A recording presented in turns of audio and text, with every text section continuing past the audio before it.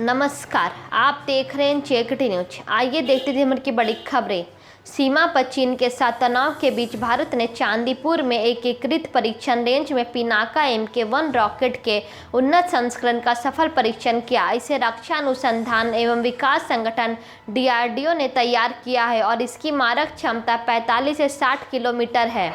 महाराष्ट्र के Alibag district magistrate court ने 2018 में इंटीरियर डिजाइनर और उनकी मां को आत्महत्या के लिए उकसाने के मामले में रिपब्लिक टीवी के editor in chief Arnab Goswami को 14 दिन के न्यायिक हिरासत में भेज दिया है।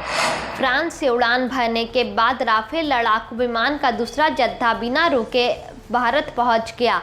गौरतलब है कि भारतीय वायुसेना द्वारा ऑर्डर किए गए कुल 36 राफेल लड़ाकू विमानों में से 5 विमान का पहला जत्था इस साल 29 जुलाई को फ्रांस से भारत पहुंचा था।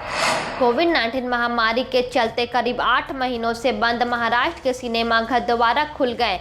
राज्य सरकार ने कंटेनमेंट जोन के बाहर स्थित सिनेमाघर और थिएटरों को 50% दर्शक क्षमता के साथ खोलने की अनुमति दी है।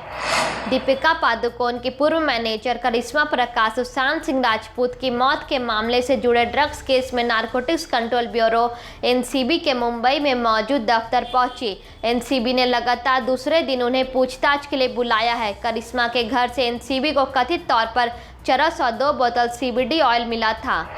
भारत में पिछले 24 घंटे में कोविड-19 के सक्रिय मामलों की संख्या 5,825 घटने के बाद 5,27,962 रह गई है, जबकि ठीक होने की दर 52.20% हो गई है। भारत में कोरोना वायरस के कुल मामलों की संख्या 83,64,086 हो गई है और मृतकों का आंकड़ा 704 बढ़कर 1,24,315 हो गया है। कथित TRP घोटाला सामने आने के बाद सूचना व प्रसारण मंत्रालय ने टेलीविजन रेटिंग एजेंसियों को लेकर दिशा निर्देशों की समीक्षा के लिए 4 सदस्यीय समिति का गठन किया, जिन्हें मंत्रालय ने 2014 में अधिसूचित किया था। सीरम इंस्टीट्यूट ऑफ इंडिया के CEO अदार पूनावाला ने मीट से कहा है कि नियामकीय निकायों से अगर समय पर मंजूरी मिलती है तो भारत में जनवरी 2021 तक कोविड-19 वैक्सीन उपलब्ध हो सकती है। रिपब्लिक मीडिया के editor in chief Arnab Goswami की गिरफ्तारी को लेकर शिवसेना सांसद संजय राउत ने कहा है, मैं आश्वस्त करता हूं कि किसी के साथ अन्याय नहीं होगा।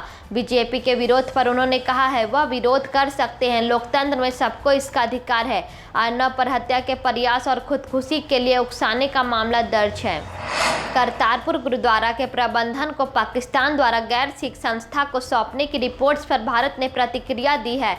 भारतीय विदेश मंत्रालय ने बयान जारी कर कहा, बहुत ही निंदनीय, यह बड़े स्तर पर सिख समुदाय की धार्मिक भावनाओं और करतारपुर कॉरिडोर की विचारधारा के खिलाफ है।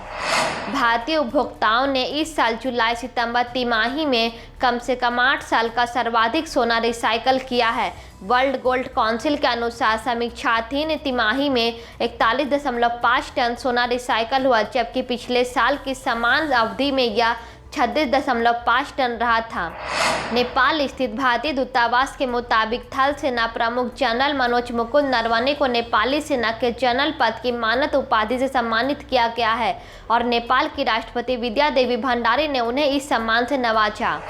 बिहार के मुख्यमंत्री और जनता दल यूनाइटेड JDU के प्रमुख नीतीश कुमार ने ऐलान किया है कि बिहार विधानसभा चुनाव 2020 उनका आखिरी चुनाव है। उन्होंने पूर्णिया में एक चुनावी रैली को संबोधित करने के दौरान यह घोषणा की। अपनी पार्टी की जीत सुनिश्चित करने के लिए मतदाताओं से अपील करते हुए उन्होंने कहा, अंत भला तो सब भला। बॉम्बे स्टॉक एक्सचेंज का सूचकांक सेंसेक्स 724 अंकों की बढ़त के साथ करीब 9 महीने के उच्चतम स्तर 41,340 पर और नेशनल स्टॉक एक्सचेंज का निफ्टी 212 अंकों की बढ़त के साथ 12,120 पर बंद हुआ।